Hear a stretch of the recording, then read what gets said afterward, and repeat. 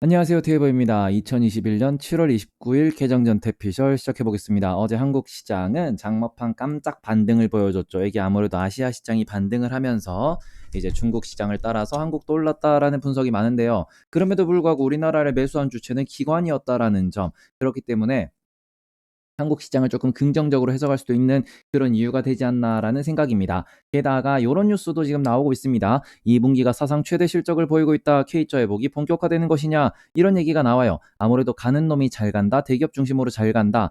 품질 경쟁력이나 유통 경쟁력이 있는 이제 규모의 경주를 잃은 기업들 중심으로 성장이 이루어질 수 있다. 이러한 이야기도 나오고 있는 중입니다. 그래서 불안한 양극화라는 이야기도 있어요. 왜냐면은 지금 운임 기준 같은 게 운임 같은 게 엄청나게 뛰면서 중소기업은 엄청 힘든 상황이지만 관련돼 가지고 이제 외환 투자라든지 해칭 투자라든지 아니면은 본인들의 이제 운임 노선들을 갖고 있는 정기 노선을 갖고 있는 대기업들 같은 경우에는 안정적인 매출이 발생하고 있다. 그렇기 때문에 지금은 이제 좀 안정적인 기업들의 안정적인 좀 실적 증가, 역대 사상 최대 실적 이런 것을 보면서 투자를 해야 된다. 이런 의견도 있는 상황입니다. 그렇기 때문에 아무래도 요런 점을 우리가 좀 생각을 한다라고 하면은 여전히 현재 지수 상황이 뭐 3,000이 넘어가는 상황이고 3,200이다라고 하지만 그것에 대해서 매출과 이익 숫자로 증명을 하고 있는 시장이죠. 그래서 여전히 분위기는 좋다라고 해석을 하셔도 될 것 같고 피크아웃에 대한 논란은 분명히 존재를 합니다. 하지만 피크아웃은 나중에 숫자가 찍혀봐야 아는 거고 여전히 실적은 좋을 것이고 앞으로 2차 전지라든지 아니면은 자동차라든지 반도체 우리나라 핵심이 되는 중심이 되는 이런 산업이 하반기로 갈수록 좋아질 거라는 전망도 있기 때문에 피크아웃은 아직까지는 우리가 논할 때가 아니지 않나. 거기다가 버블도 아직까지는 아닐 수 있다라고 보셔야 될 것 같습니다. 여전히 실적이 잘 따라와주고 있어요. 그렇다면은 이번 주에 가장 큰 이벤트, 이제 글로벌 시장도 한번 보셔야죠. FOMC가 있었습니다. 어제 새벽에 어떤 이야기가 오갔는지 한번 살펴보도록 할게요. 그러면은 연준에서 뭐 할인율을 0.25% 유지를 한다. 거기다가 스탠딩 레포를 도입한다. 그리고 인플레는 여전히 일시적이다 얘기를 했고 경제 지원을 위해서 모든 도구를 사용할 것이다라고 얘기를 했습니다. 모든 도구?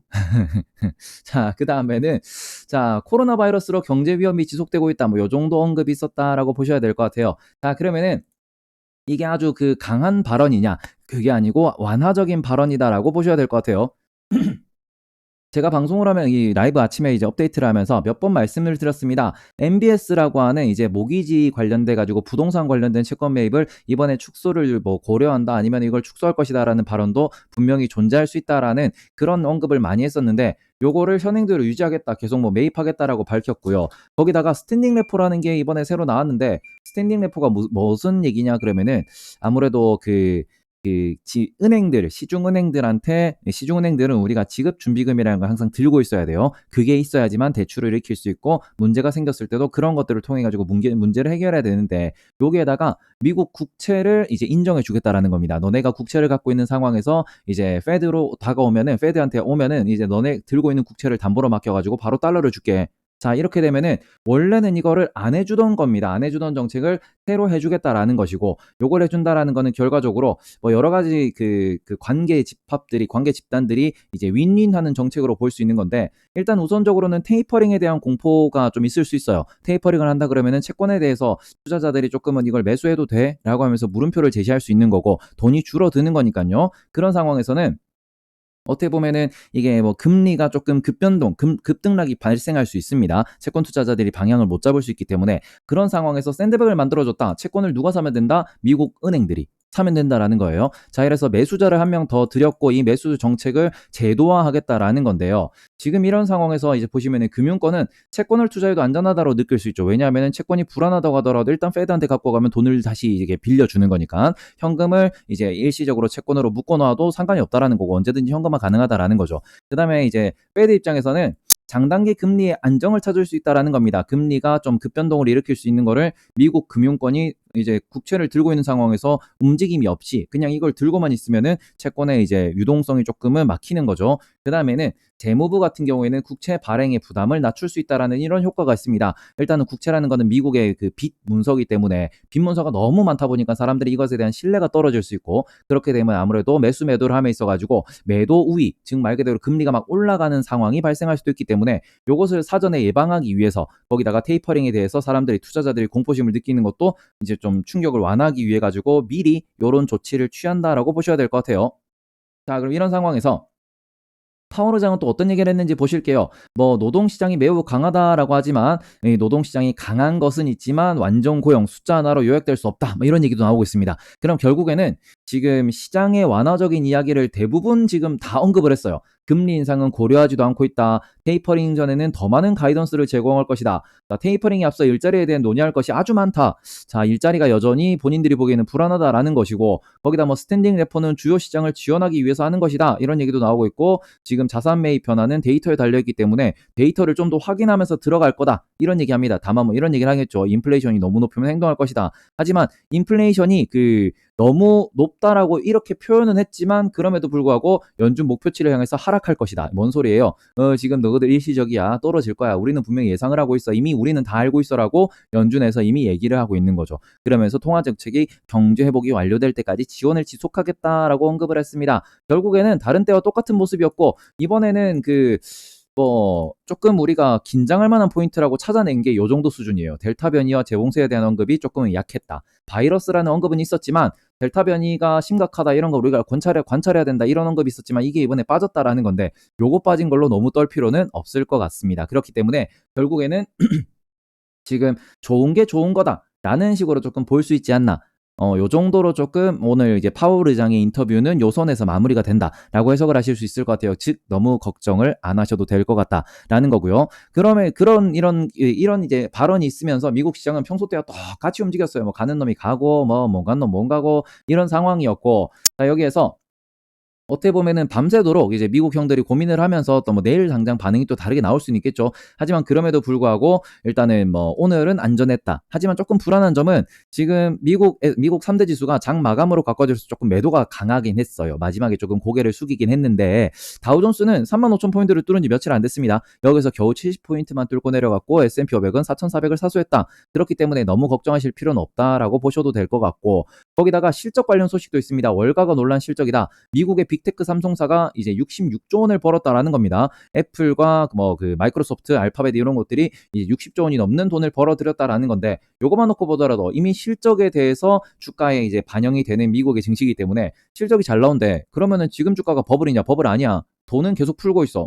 그러면은 소비만 확인되면은 주가는 더 갈 수 있겠죠. 그렇기 때문에 지금 주가가 어떻게 보면은 버블이다라고 외치고 있는 분도 계시지만 그게 아닐 수도 있다라는 점 확인을 하시면서 지난 10년 동안 버블 논란은 항상 있었습니다. 하지만 미국은 계속 우상향했죠. 요 점을 기억해 주셨으면 좋겠다라는 거고요. 그다음에 우리나라는 이제 미국의 이런 IT 기업들이 올라가고 있고 IT 기업들이 고평가를 받는 것들을 조금 이제 많은 분들이 학습을 했어요. 그러다 보니까 최근에 우리나라에서 바이오가 재미가 없고 반대로 IT가 붙고 메타버스가 붙었다 이런 얘기를 하면은 막 급등하는 모습을 보이고 있습니다. 자, 여기에 대해 가지고 몸값을 올리기 위해서 IT 관련된 인재들을 많이 영입한다라는 이야기도 있습니다. 요거는 우리가 투자자 입장에서 냉정하게 평가를 하셨으면 좋겠어요. 호박에 줄 긋는다고 절대 수박되는 거 아닙니다. 그렇기 때문에 보통 언플과 공시가 좀 번지르르 하고 우리가 꿈을 되게 크게 이야기하시는 분들은 100에 90은 사기다. 100에 10은 뭐 가고 100에 하나 정도가 성공한다. 정도로 보셨으면 좋겠습니다. 자, 냉정하게 항상 판단을 하셔야 돼요. 자, 다음으로는 나스닥 바이오 지수가 3% 가까이 올랐습니다. 자, 화이자나 모더나를 중심으로 좀 큰 폭의 상승이 있었다라고 볼 수 있는데요. 백신의 정식 사용 승인에 대한 기대감이 조금 있지 않았나라고 해석하실 수 있을 것 같습니다. 자, 그렇기 때문에 이렇게 좀 해석을 해주시고 어제 또 좋은 소식이 하나 나오긴 했습니다. 미국 상원의 초당파 의원들이 인프라 지출안에 합의를 했다라는 소식이에요. 요걸 놓고 보시면은 향후 3조 달러에 이르는 좀 큰 금액에 대해서 계획서를 제출했고 초당파 의원이라고 하는 거는 미국이 당연히 이것을 해야 된다라는 걸 당을 떠나서 본인의 신념에 의해 가지고 나의 정치적 성향에서 이거는 오케이다 라는 분들이 모여 있는 겁니다. 자, 여기에서 이제 상원에서 곧 표결에 들어간다라는 소식이 나왔는데 요거는 이제 부채한도 협상 시한이 곧 다가오고 있죠. 이제 8월 2일까지로 알고 있는데 그러면 요 표결이 같이 맞물려 진행이 될 겁니다. 그래서 이번 회기 내엔 처리가 안 될 수도 있다라는 의견도 있기 때문에 이제 인프라 관련 기업에 투자 중이신 분들은 일단은 소식은 나오고 있다 정도로 보시면서 이런 소식이 어떻게 또 진행될 것인지 우리가 체크를 한번 해보셨으면 좋겠습니다. 자, 다음으로는 국제유가입니다. 국제유가가 1% 가까이 상승을 했는데요. 자, 원유 재고량이 감소하고 있다는 소식이 나왔어요. 하지만 8월 되면 다음 주면은 바로 증산이 되죠. 그렇기 때문에 밸런스 조정은 또 될 것이고 그것으로 인해 가지고 유가가 어느 정도에 자리 잡는지를 보셨으면 좋겠습니다. 많은 전문가는 65달러에서 80달러 사이의 횡보를 외치고 있다라는 점, 지금 정도 수준이면은 뭐 대충 아래로도 한 7.5달러, 위로도 7.5달러 딱 중간이죠. 자, 그러니까 이 정도 가격이 적당하다 정도로 보시는 게 좋을 것 같고 그 다음에는 금 가격입니다. 자, 글로벌 변태 형들이 모두 출동을 했습니다. 금 가격은 선물 시장에서 투자하는 형들이 정확하게 맞췄어요. 1800.00. 야, 이 변태, 네. 변태들이 많아요. 자, 그 다음에는 이제 10년물 국채금리입니다. 10년물 국채금리가 2.2%가량 상승을 했습니다. 아무래도 인플레이션에 대한 언급도 있었습니다. 거기다가 스탠딩 레포를 실행하는 이유를 다르게 생각을 해보시면은 요거는 모두가 좋은 것만 있는 건 아니에요. 지금 뭐 재무부 입장에서는 채권에 대해서 이제 미국 채권을 더 발행할 수 있는 그런 좀 룸을 만든다. 아니면 좀 이렇게 좀 채권을 발행할 수 있는 그 본인들의 좀 안정을 찾는다. 라고도 이제 채권 수요자를 만든 거기 때문에 그렇게 보실 수도 있다라고 말씀을 드렸지만 반대로 생각하면은 그런 정책을 하는 것 자체가 채권을 누군가가 안 사주기 시작하면은 채권 금리가 막 오르게 되고 그런 미국 정부가 조금 부담감이 늘어날 수도 있기 때문에 이런 정책을 중앙은행이 쓰고 있다라는 걸로 보셔도 될 것 같아요. 말 그대로 이거는 둘 다죠. 재무부도 좋기 위해서 재무부가 지금 뭔가 걱정하는 포인트가 그쪽이기 때문에 이런 정책을 실행을 했다라고 보실 수 있는 거고 그래서 채권 수요를 늘린 이유 자체가 향후 있을 인플레이션과 금리가 올라가는 말 그대로 채권 투자자들이 조금 패닉에 이를 수 있을 만한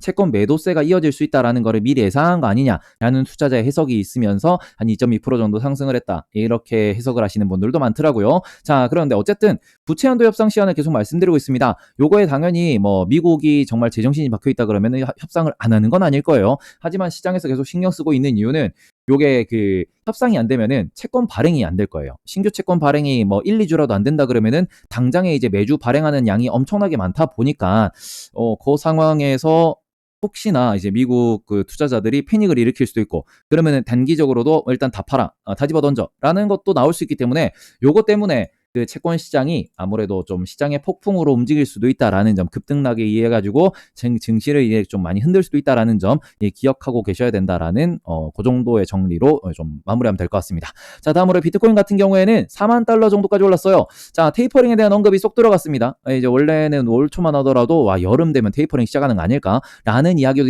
있었지만 거의 뭐 연말을 보시는 분들이 많더라고요. 뭐 내년에 돼야 테이퍼링이 될 것이다 이렇게 분석하는 분들도 계시기 때문에 유동성 파팅을 즐길 수 있는 최고의 시장이 지금 비트코인이다라고 이제 생각하시는 분들도 많은 것 같아요. 자, 그래서 저는 이렇게 생각합니다. 여기서 반등이 오네. 라는 걸로 정리할게요. 다음으로는 미국 달러 지수입니다. 달러 지수가 이제 0.2% 정도 하락을 했습니다.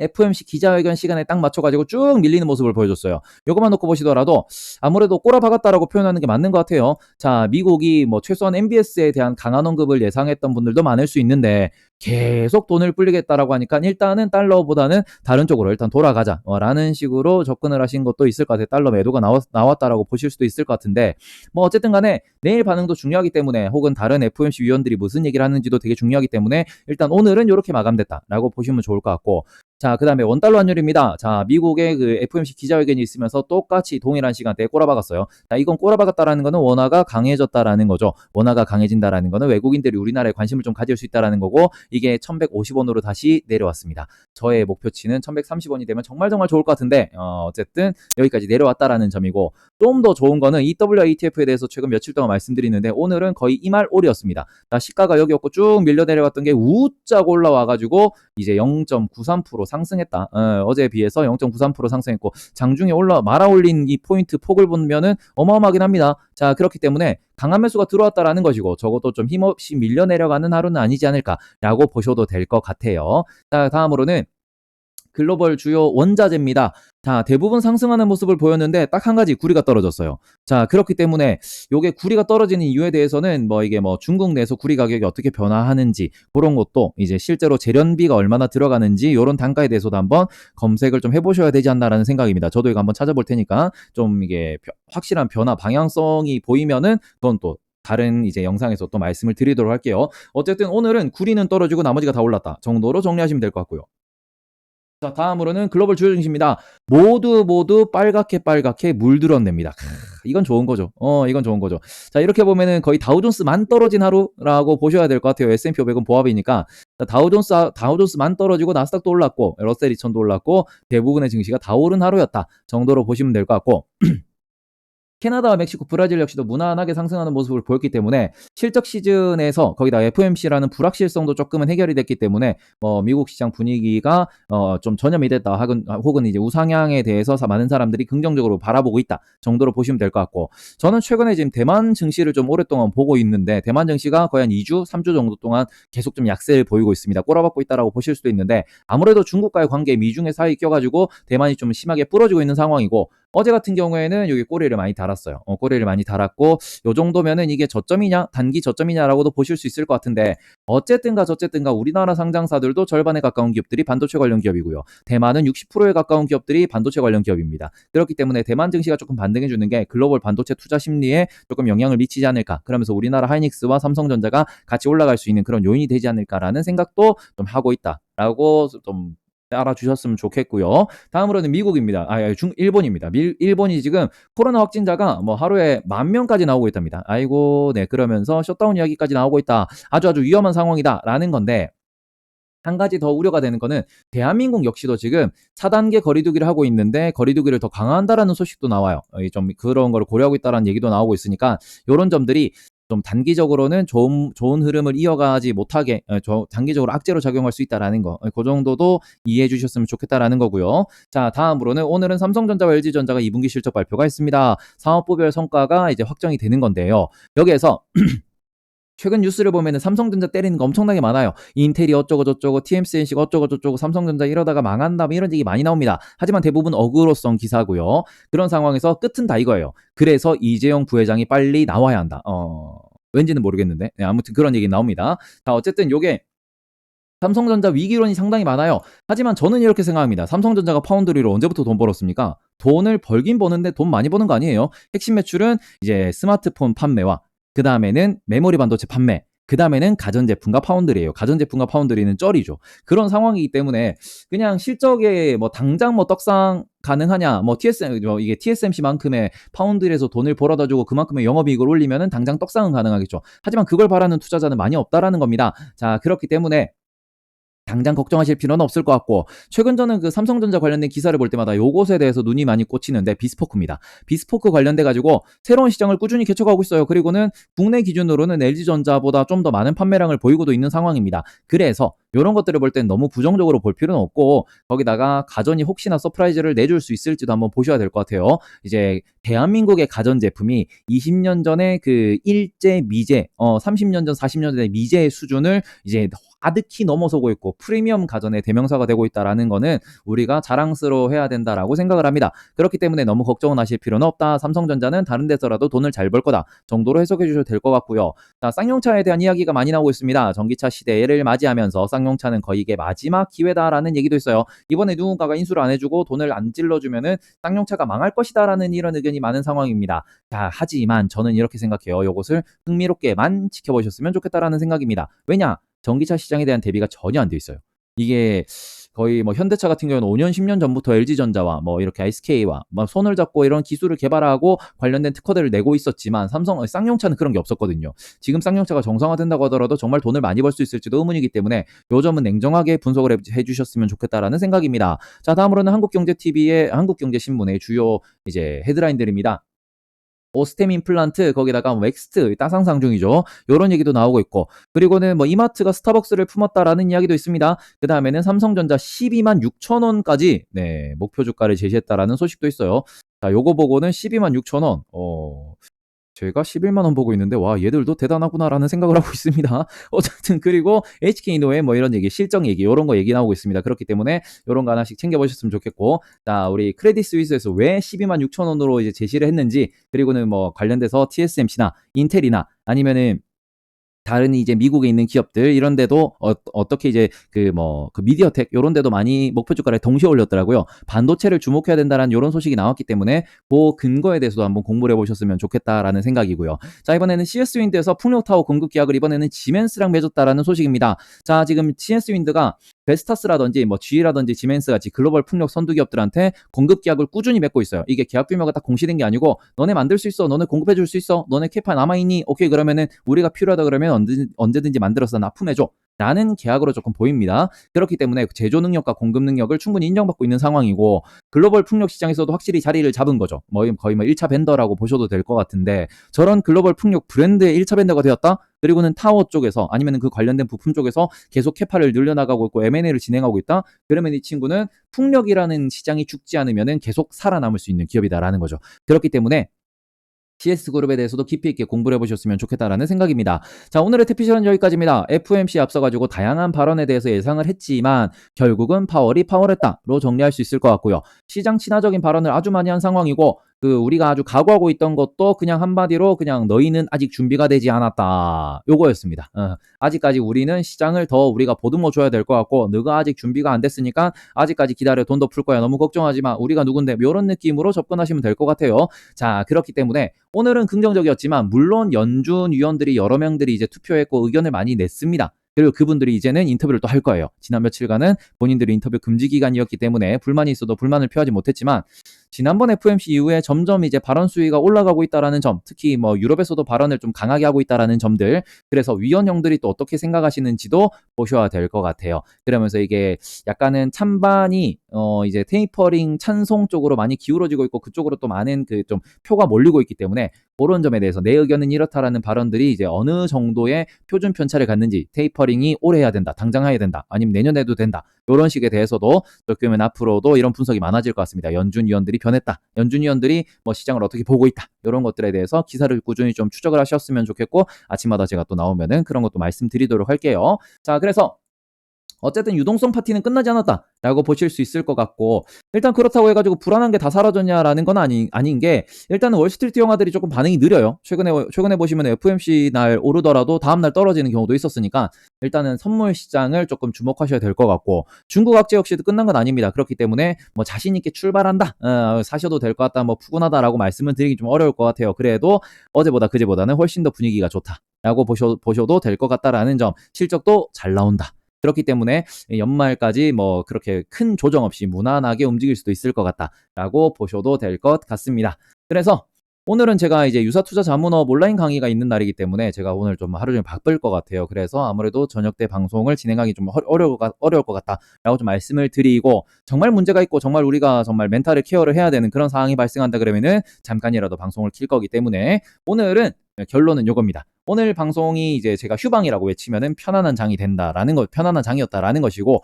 오늘 제가 만약에 밤에 방송 킬게요 라고 하면은 불편하게 마무리가 되는 거다 정도로 받아들여 주셨으면 좋겠습니다. 오늘은 제가 낮에 깨어있을 거지만 아무래도 분위기가 좋기 때문에 하락은 없을 것 같다. 설마 밀리겠어, 설마. 설마. 어쨌든 요렇게 마무리를 짓도록 하겠습니다. 좋아요, 구독, 댓글 많이 부탁드리고요. 아프리카TV BJ 테이버였습니다. 자, 도움 많이 내주시고요. 오늘은 이제 내일 아침에 요 목소리로 다시 뵙겠다라고 인사드리면서 오늘 영상 마치도록 하겠습니다. 모두 좋은 하루 보내세요. 감사합니다.